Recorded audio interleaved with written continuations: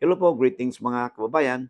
Haninawa sa mga oras na ito, kayo ay nasa mabuting kalagayan. Sa hindi pa po nakakilala sa akin, ito po muli sa Atty. Roy Luwang ng Batas Pinoy. Ang ating pong channel, isa pong legal with public service program ng iyong lingkod in collaboration with Integrated Bar of the Philippines, Manila Port Chapter. Alright, so sa mga hindi pa po nakapag-subscribe, no? Kung hindi naman po kalabisan po sa inyo, ay pwede po pang makahirit. No? Paki-click po ang subscribe, shares, and like buttons po natin. And of course, yung notification bell upang sa ganun ay pag may mga updates po tayo ay wala po kayong mamimiss. No? Sabi nga natin ay lamang na ang may alam sa batas. And of course, alam ba po ninyo, ayon po sa datos kasi ng YouTube, ay more than 60% po ng ating viewers ay hindi pa po subscribers. At kung kayo naman po ay isa doon, no, nakikinig kayo, nag-view kayo dito lagi sa ating channels, no? And if you find our videos interesting and informative, pwede naman po bang makahirit sa inyo, paki-click po ang subscribe, shares, and like buttons po natin, and of course, yung notification bell para ma-inform po kayo pag may mga updates po tayo. At ganoon na rin, no, upang sa ganoon, matulungan po ninyo yung lingkod na mapalawig pa natin ang ating reach, no, sa ating mga kababayan. They could be your friends, your relatives, your neighbors, no, or kakilala lang ninyo, no, upang sila din ay may mapupulot, at makinabang din sila sa ating pinag-usapan. Kasi sabi nga natin lagi, di ba, lamang na ang may alam sa batas. Alright? So, sa mga po taga-subaybay po natin, no, na walang humpay pong pagsuporta, no, ay palagi po kayong nag-share, nagla-likes po, no? At saka hindi kayo nag-skip ng mga ads. Thank you very much. Alam niyo kung sino kayo. Thank you very much, no? Sa inyong tulong at because of your help, encouragement, no? Ay nagkakaroon po tayo ng inspiration to continue, no?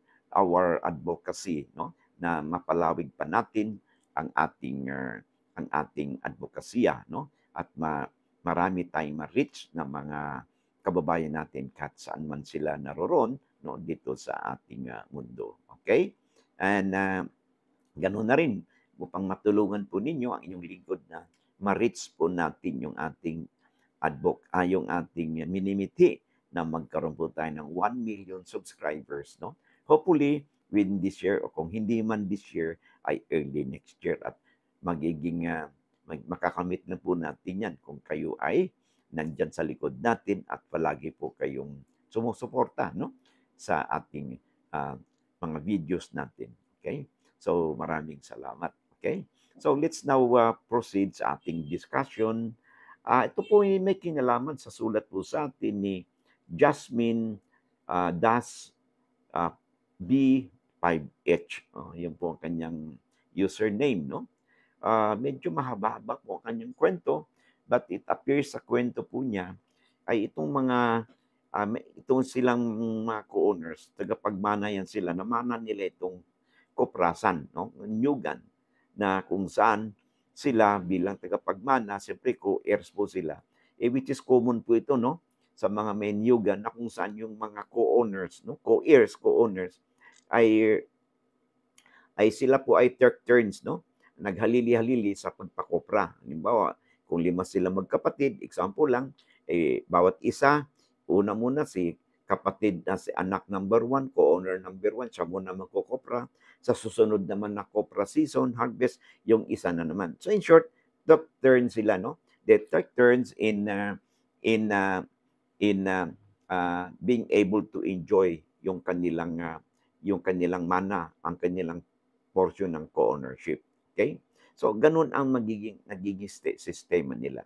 However, meron problema, no? Because apparently, yung isang isang co-owner ay nagbenta po siya at sa isang tao, no? Na kung saan ay ang ginawa niya, no, kahit na wala pang partition, ay nagbenta siya, ibinenta niya yung mga ginawa niyang coco lumber, yung mga niyog, no? Siyempre, hindi po pumayag yung ibang heirs kasi pag pinutol mo yun, yung turno mo na, ikaw na yung ang usapan, eh, ano lang, eh, kopra lang. Eh, bakit mo naman pinutol yung mga niyog at, ibinenta mo into coco lumber? So, more or less, ito po yung sulat sa atin. Basahin po natin, ha. Attorney, nagpaputol po yung kamag-anak namin ng niyog. Kaso po hindi po naputol lahat. Kasi po pina-hold po ng kamag-anak yung nagpuputol ngayon kung kasunod na po magkopra. Eh siyempre nga naman, di ba? Ng niyog. Eh ayaw pagkoprahin, gusto ng nakabili ng niyog na ibalik yung pera na kinuha. Okay? May karapatan po ba yung nakabili ng niyog na pinutol na i-hold yung pagkakopra? Ayaw po ipagalaw yung bunga sa susunod na kamag-anak mag, na magtapos ang pagkukopra. Yeah, tama po yun. So, yung una, yung co-owner na nagpaputol ng mga puno ng nyug, okay? Eh, wala naman siyang karapatan ipaputol ito because by doing so, nadi-deprive yung susunod na co-owners na ma-enjoy na yung pagkukopra dahil pinutol na yung nyug. Eh. Ano yung kanyang kukuprahin kung naputol na yung mga nyug, di ba? So walang karapatan yung co-owner na yan na magpaputol ng nyug at ibenta niya. Siyempre, natural, yun namang pinagbentahan niya, may ayaw namang pumayag na hindi balik sa kanya yung pera kasi binayaran na niya eh. Of course, yung susunod namang co-heirs na dapat siya na magkupra, abay, pinipigil niya na putulin yung nyug because otherwise, ano yung kanyang makukopra kung puputulin ng nyug. Okay? So, ang tanong ngayon, may karapatan ba yung pinagbentahan ng mga lumber, coco lumber na dapat putulin, ha? Na na ano, ibalik sa kanya yung pera. Of course, may karapatan po na yung co-owner po, may right siya doon sa fruits, no, ng niyog, pero wala siyang karapatan na putulin yung mga puno doon. Kasi yung puno niyan, co-ownership po silang lahat dyan eh. So, wala siyang right na putulin yun without the consent of other co-owners. So, in this particular case, abay, managot dapat yung nagpaputol.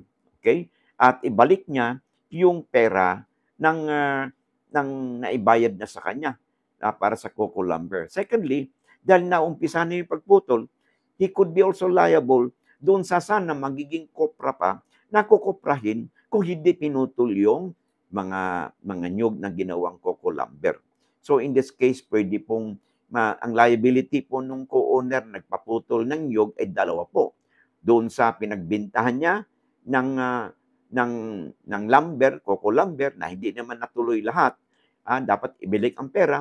And then, liability din niya doon sa kanyang kapwa co-owner na co-heirs niya na i-reimburse siya na sana na aanihin o ikopra nung susunod na co-owner na magpakopra kasi torno niya kumbaga nabawasan tuloy ang kanyang ang pagkopra niya kasi pinutol yung mga puno. So yun ang inyong karapatan. Thirdly, bawal po ang magpaputol ng puno ng nyug na walang kaukulang permit. Dapat may permit sila dito sa Philippine Coconut Authority, no? At saka dito sa DNR. Kasi po, yung lumber, yung coco lumber, punong kahoy din po yan. Protected din po yan. So, sa dalawang ahensya po ng gobyerno ang dapat makialam dyan, no? Dapat may permit yung Philippine Coconut Authority, no? At saka itong ating Department of Environment and Natural Resources na pwede pong makasuhan, no? Yung nagpaputol at saka yung bumili ng coco lumber na walang kaukulang permit, no? Sa mga ahensya nating nabanggit. So yung po ang inyong karapatan, no? Jasmine, Das B5H, no? And I hope nasagot natin ang inyong sulat, no? At nabigyan natin ng substance, no? Ang inyong katanungan. Okay? So bago tayo magpatuloy, ay pwede po pang makahiram po ng oras ninyo, no? At meron po tayong pinopromote na libro, no? Ito po ay yung sinulat ng inyong lingkod, particularly po, no, yung Legal Handbook, no? A Daily Companion for All. At saka ito pong Handbook on the Bill of Rights. No, kahit po din po kayo lawyers, no, you can make of these books, no, particularly itong legal handbook natin at saka yung Bill of Rights, no, natin, no, handbook or Bill of Rights, no. Meron kayong kopya nito sa inyong bahay, sa inyong workplaces. Malaking bagay po ito as your reference materials because these books, no, particularly itong legal handbook po natin, a daily companion for all, no, contains the extracts of the laws that affects our person, ordinary day po natin sa buhay po natin, no. So mula nung tayo ay pinaglihi hanggang sa pinanganak ng isang tao, nagkaroon ng pamilya. So we have laws on family relations, marriage, and legal separation, uh, uh, declaration of nullity of marriage, no?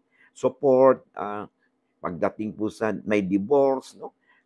Meron ding ano dyan, yung tungkol sa mga properties po natin, employment natin, ng issue sa employer-employee, meron din pong issue sa lupa, sa pagpatitulo, tax declaration certificate, no? At karapatan ng isang foreigner, no, to own lands in the Philippines, mga mana, no?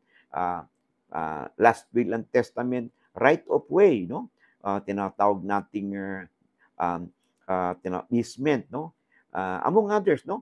Ay nandito po yan sa legal handbook na yan. So it will be very helpful kung mayroong kopya po kayo yan sa inyong bahay, sa workplaces. Ganon din po yung ating itong handbook on our Bill of Rights, no? Na kung saan pag nag-exercise yung ating gobyerno ng tinatawag nating inherent power of the state, ay apektado po yung ating life, liberty, and property one way or the other. Kaya napakamahalaga na meron tayong kopya din dito sa ating bahay at workplaces, no? Especially kung hindi naman po kayo lawyer. So, at halimbawa na lang po, no, kailan ba tayo maaresto ng walang warrant at saka dapat may warrant? Yung paghalughog po ng ating lugar, no? Private properties po natin. Kailangan ba talagang may warrant o pwede ring magkaroon ng warrantless search or magkaroon ba ng seizure na walang warrant, no? Or ano bang karapatan natin pag tayo ay nahuli ng authorities po natin at you are under custodial investigation. So ano bang karapatan ng isang tao na nagkaroon na under custodial investigation? At saka meron na po tayong ding cybercrime ngayon, no, na kung saan pag nagamit po ang ating electronic gadgets, no, sa krimen tulad ng ating laptop, yung ating pong mobile phone, tablets, no, sa krimen, we could be subjected to cyber warrant, no, upang sa ganun ay mas-subject po yung ating mga electronic gadgets for forensic examination. So this involves mga ba't ibang klase po ng cyber warrants. Kaya napaka-importante po na meron po kayong copy nito mga librong nabanggit, no, sa inyong bahay at sa workplaces. As regards po sa ibang mga libro po natin, highly recommended po ito sa mga panyeras po natin sa inyong practice, no, sa labor laws, industrial relations, mga HR practitioners po natin, and of course, mga corporate lawyers po natin. I highly recommend ito pong corporate law annotated. And of course, syempre, the last but not the least, ito pong ating CIPRA, no, the Code of Professional Responsibilities and Accountability po, no. Ito'y Bible po ng mga lawyers, no. So ito'y, if you have all these books sa inyong library, highly recommended po yan para for your immediate reference materials. Okay?